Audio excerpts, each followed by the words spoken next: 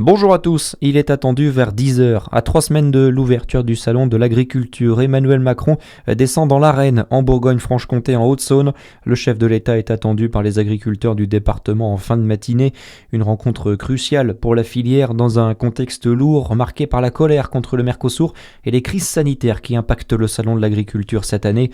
Arnaud Grandidier, président de la FDSEA 70, est impatient mais reste sur ses gardes. J'ai cru comprendre que le président de la République voulait faire des annonces sur le monde de l'élevage. Ceci dit, personne ne sait à quoi s'attendre. Je pense que c'est un peu en prévision de l'avant-salon qu'effectivement on sera très attentif à ces mesures qu'il va éventuellement annoncer. Ce qui nous inquiète un petit peu, c'est qu'on a plutôt un gouvernement depuis 2 ans qui n'est pas trop stable. On se méfie toujours des effets d'annonce parce que le temps que ça soit mis en place et que ce soit validé au niveau de l'État, malheureusement il se passe beaucoup de temps. Et nous, le problème c'est qu'on veut du concret sur nos exploitations et pour l'instant c'est pas tout à fait le cas, quoi. On a eu beaucoup d'effets d'annonce sans forcément beaucoup de résultats derrière, quoi. Le chef de l'État qui doit prendre la parole à 11h45, il déjeunera ensuite dans un lycée à Vesoul pour échanger avec les lycéens sur le thème des réseaux sociaux. Selon l'Est républicain, le sénateur du Jura, Clément Pernaut, veut faire classer ou labelliser la ligne des hirondelles. Le sénateur l'a en tout cas demandé au ministre des Transports, Philippe Tabarot, dans une lettre qui lui a été adressée au mois de décembre. On rappelle que la ligne ferroviaire, considérée comme une des plus belles de France, devra fermer si des travaux de rénovation ne sont pas menés. Le montant des travaux s'élève à 150 millions d'euros.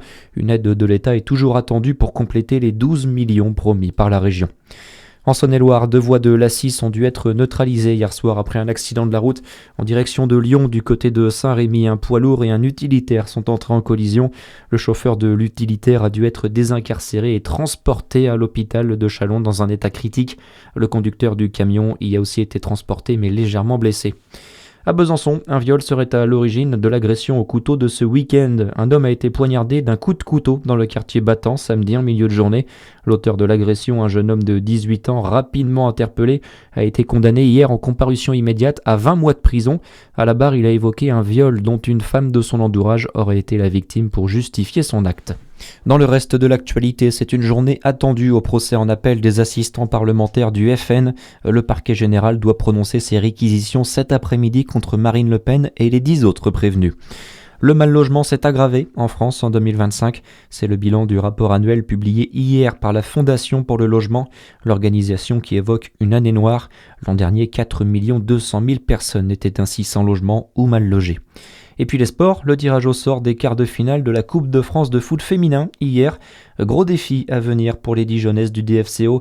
Elles recevront le Paris Saint-Germain. Le match aura lieu à Dijon le 14 ou le 15 mars. Très bonne journée à tous. À suivre, c'est votre météo sur Fréquence Plus.